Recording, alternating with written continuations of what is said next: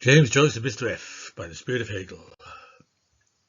Though in those days his deist shall ask of Alpahome, and call to him, Alpahome, and he make answer, ad sum, no wink, no wunk. Anima diabolum, mene creditisti mortium, silence was in thy foist of halls, O Triuga, when thy green woods went dry, but there will be sounds of many mirth, on the night's car ringing, when our patriarch of Comstown Noble gets the pullover on his boots. Finnegan's Wake. The equating of Dr. Faustus, a 16th century magician who waged his soul to the devil, and is the subject of a drama by Goethe, with the festive, the happy, the joyous, is fitting indeed, for the story of Faustus recounted by Goethe is a story about happiness and the pursuit of happiness. Silence was in thy Faustive halls. Silence is in our festal halls, sweet son of song, thy course is o'er. In vain on thee sad Erwin calls, a minstrel's voice responds no more. All silent as a alien shell sleeps at the close of some bright day, when the sweet breeze that waked its swell at Sunday morning hath died away. Yet at our feast thy spirit long, awake by music's spell shall rise, for name so linked with deathless song partakes its charm and never dies. And even within thy holy fane, when music wafts the soul to heaven, one thought to him whose earliest strain was echoed there shall long be given. But where is now the cheerful day, the social night when by thy side he who now weaves this parting lay, his skilless voice with thine allied, and sung those songs whose every tone, when bard and minstrel long have passed, shall still in sweetness all their own, embalmed by fame undying last. Yes, e'er in shine alone their fame, or if thy bard has shared the crown, from thee the borrowed glory came, and at thy feet is now laid down. Enough if freedom still inspire his latest song and still be there, as evening closes round his lyre, one ray upon its chords from thee. We may be somewhat inclined to take it for granted that happiness is something that we all want. But what is happiness? What does it mean to pursue happiness? Quite evidently what is meant here is not happiness in the sense of mere physical pleasure or fleeting good feelings, given that emotions when spoken of generally bear a double sense. I can be enraged for a moment due to some personal slight directed my way, or perhaps I have been angry for the past 40 years over some terrible injustice that was done to me as a child. I would not, of course, for those 40 years have been feeling that intense fleeting type of anger that arises when something obstructs or irritates me. And so it is with happiness. When someone does me a good turn, it makes me happy. But the word can also refer to a long-term type of happiness, a more profound, non-fleeting kind of happiness that laces my whole life through across multiple moments of my life. A state of fulfillment whereby I have all the elements of my life aligned and right. So even were some unexpected or tragic eventuality to happen in my future, I can, for the present moment, rest easily in the knowledge I've done something correctly, everything I wanted to do, everything in accordance with the moral code that I follow. In such a blissful state of being and way of life, is that a real possibility? Can't such fulfillment be anything more than temporary? Suppose I were to fulfill my desires, it would not bring a halt to the desiring process. Rather, what would arise, were I totally satiated, would not be contentment but boredom. Bored with satiety, and so I would begin to look elsewhere as soon as my last goal had been attained. Happiness slips through our fingers, beckons us forward to some new desire, some new project. Completing a PhD, many have reported feeling a sense of sadness and emptiness. Elderly people who retire can sometimes deteriorate mentally and physically, or die within a few years or months. People flourish when they have a purpose, when they have a goal that they are trying to reach. In broad philosophical terms, this is a central struggle of Goethe's Faust. Here is a character experiencing an existential crisis, having arrived at the realization that there is no state of lasting fulfillment to be found on earth. He has no faith in church nor God. He has pursued knowledge to the highest pinnacle of education available, but he has not found that sense of finality, a sense of lasting contentment. We do not gain happiness in a state of passivity or passive existence. Happiness is something found when we are pursuing a goal. The pursuit of the goal delivers the happiness, and which is not so well described then is contentment. All the knowledge in the world will not account for the world itself, for its existence or purpose. Dissatisfied with worldly knowledge, Faust turns to magic, encounters the devil, going by the name Mephistopheles, who offers Faust a wager with Faust's soul as collateral, whereby he will give Faust all the experiences the world has to offer, all secret knowledge, for so long as Faust lives on and continues striving. Seeking fulfillment after fulfillment, never satisfied, Mephistopheles shall be his servant on earth, but the agreement is that if Faust should ever find fulfillment, true happiness on earth, and is not bored with the moment, no longer restless after his latest conquest, if he should ever wish for the moment to last forever, Mephistopheles will take his soul down to hell. Faust agrees to this because he believes that such a moment is impossible and for him, and this makes him relatable to us, governed as we are by our insatiable desires. I know I am anyway. There were parallels between the tale of the Faust, as recounted by Goethe, and the Wake. It reflects the innate drive to sacrifice all for the extraordinary.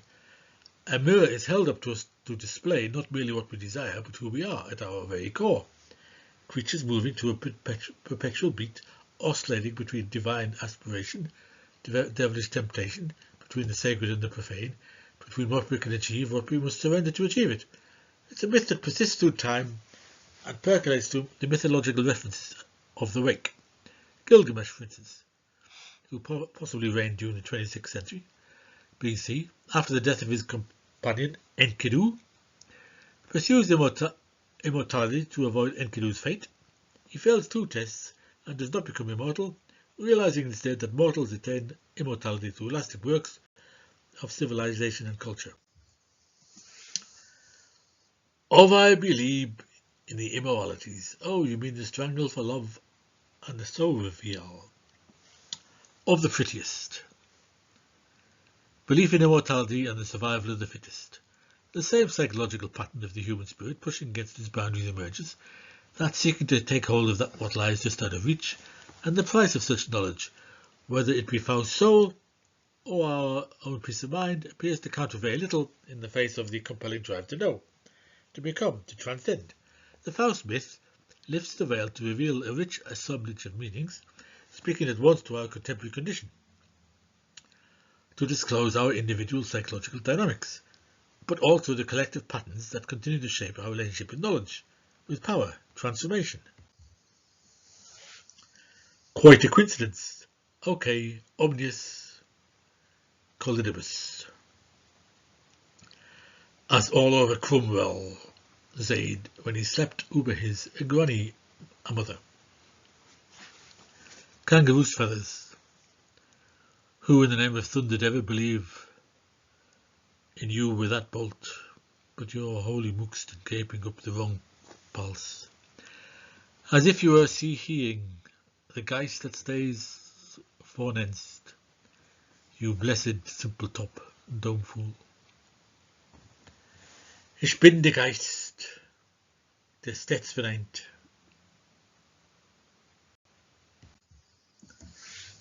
I am the spirit that denies, and justly so, for all things from the void called forth deserve to be destroyed.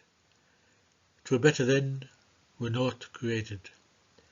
Thus all which you with sin have rated, destruction aught with evil blent. That is my proper element. That is Mephistopheles speaking. The Faustian looking glass reflects back to us both our greatest hopes, our deepest fears about what we might become, and so we ask, what parts of ourselves do we see reflected in this eternal looking glass? What bargains have we struck in our own pursuit of knowledge and power? How might such an archetypal pattern assist us in overcoming the reality-bending challenges of our current age? Isabel, in the wake, is constantly looking into a looking glass. Mirror do justice, taper of ivory, heart of the convent, hoops of gold, my veil will save it undying from his eternal fire. The concept of internal looking glass as both personal and collective operates on multiple levels of psychological significance. The manufacture of souls we encounter in our reading of the Wake, through our engagement with its legion of images and symbols, is presented in the Faust myth as a potent symbol and symbolic network for this process. But the surface reflection is simmering on Olivia's surface, open onto her deeper waters, which can be understood in terms of Shai Gay Jung's concept of the transcendent function. That's why he, persona erecta, glycoroman, arsenic full fermor miser, for a trial by Julius, in celestial sun hat, with two purses, agitating his theopod with walkabout shake, rather incoherent.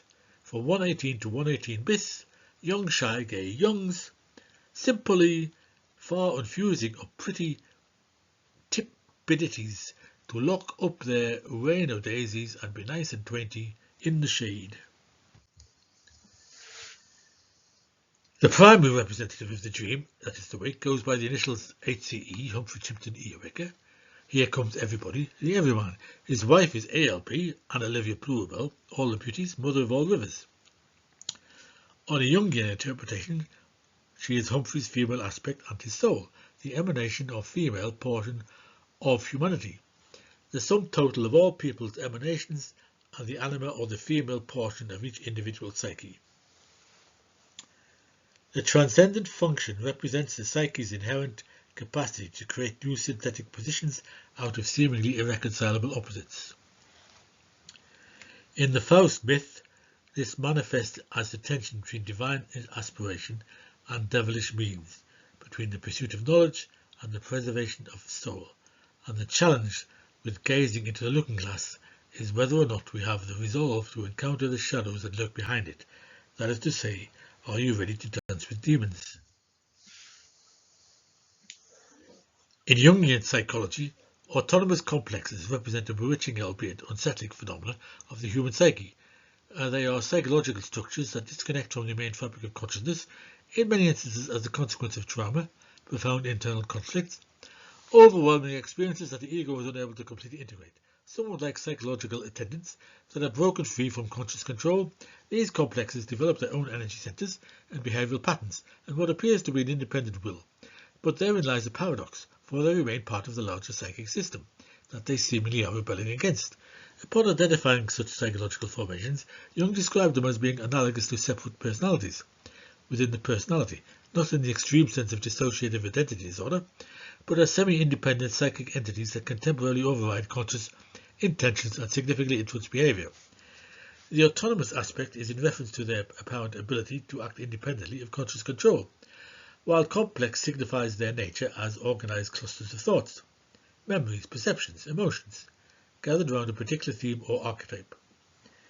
The Faustian myth provides a sophisticated literary exposition of how autonomous complexes operate within the human psyche.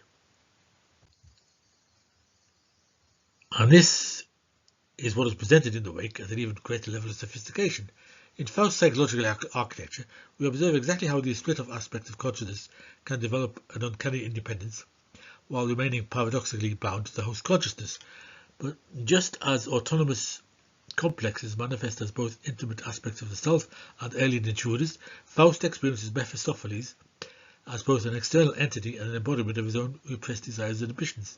The clinical pattern of autonomous complexes, their ability to act as an animated foreign body in the sphere of consciousness, precisely mirrors Faust's psychological deterioration. And you can find that Jungian quote in his essay, The Transcendent Function, which he wrote in the 1920s, but it wasn't published until 1960 for some reason. In the Wake, ALP, the eternal feminine, dirempts the male energy and gathers it up to spread it forward into the next generation. The river Liffey, the river of life, the blood coursing through the veins of the sleeping body, every river that has ever existed, the river that runs through Dublin gathering leaves that are still all the pages of all the literature ever written, until we get to the last page of the wake, where one leaf remains. ALP is a distinct character with a distinctive way of speaking, but she has her transcendent function, her psychological attendants. Her older and younger self, Issy, the washwoman, Kate, the elderly servant, ALP, HCE, are taking a journey through their lives together, and then she realises that her going on a walk is quite simply a fantasy. This is in the dream at the final chapter of the wake. The real HCE, coming awake, is a younger version who is going to turn to a younger version of, this might be a bit ambiguous here, they're both in bed together, waking up. HCE, coming awake as a younger version, turns towards a younger version of ALP, who's lying next to him. The cycle will repeat, but ALP will not be part of it, for it is a bitter ending as she flows into the briny sea. Lonely in me loneness, for all their faults I am passing out, oh bitter ending, and slip away before they're up. They'll never see, nor know, nor miss me. And it's old and old, it's sad and old, it's sad and weary. I go back to you, my cold father, my cold mad father, my cold mad fiery father, till the near sight of the mere size of him, the moils and moils of it, moan and moaning makes me sea salt sick, and I rush my only into your arms. I see them rising. Save me from those throwable prongs. ALP talks in sentences that tend to be cut off, which is to say, she has many a partial sentence, inviting the reader to supply her the author end. She supplies the text with its vibrant energy of anticipation and energy of longing and feeling. And the river is washing it all away out to sea, for she represents the dying person, the undergoing of a great change, as we are changing all the time, looking forward to the future, with a bittersweet awareness that ideal futures are not real. Faust's relationship with Mephistopheles displays increasing levels of unconscious identification. The more he endeavours to maintain autonomy, the more deeply he becomes entangled in the shadow government of the ego, in Jungian phrase. And this psychological power grab is particularly evident in how Faust's initial intellectual aspirations gradually transform into compulsive seeking of sensual experiences, demonstrating how autonomous complexes take control and redirect psychic energy. Cursed mammon be, when he with treasures to restless action spurs our fate, cursed when for soft indulgent leisures he lays for us the pillow straight. Cursed be the vine's transcendent nectar, the highest favour love lets fall. Cursed also hope, cursed faith the spectre, and cursed be patience, and most of all.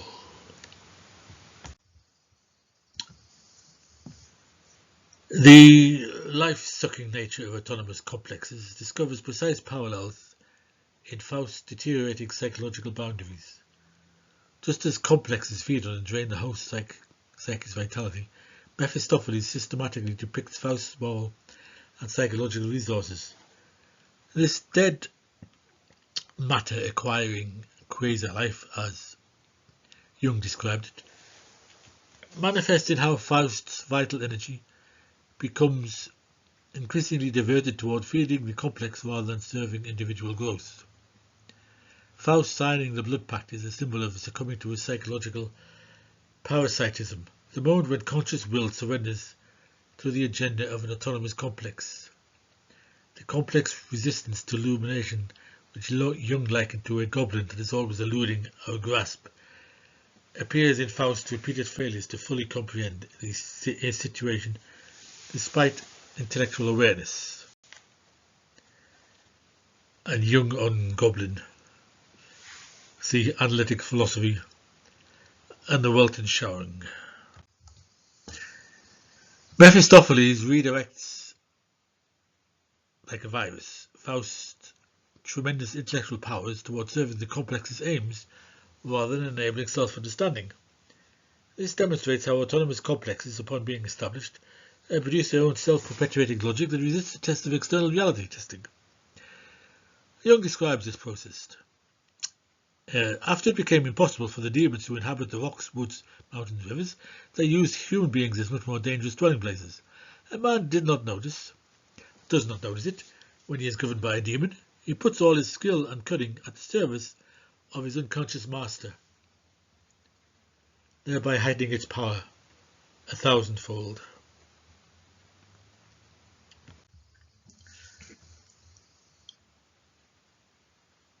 All his skill and cunning at the service of his unconscious master, hiding its power, yes. That manifests in how Faust's considerable intellectual and magical abilities become tools for the complex's expression rather than means of liberation. This represents what Jung terms the complex's ability to incorporate seemingly autonomous regime within the greater politic of the psyche. This reading of Faust through the lens of autonomous complexes reveals why the myth remains of such psychological potency. It dramatizes with extraordinary precision the internal processes by which parts of the psyche can break away, establish autonomous rule, redirect the host consciousness towards their own ends while maintaining the illusion of free will.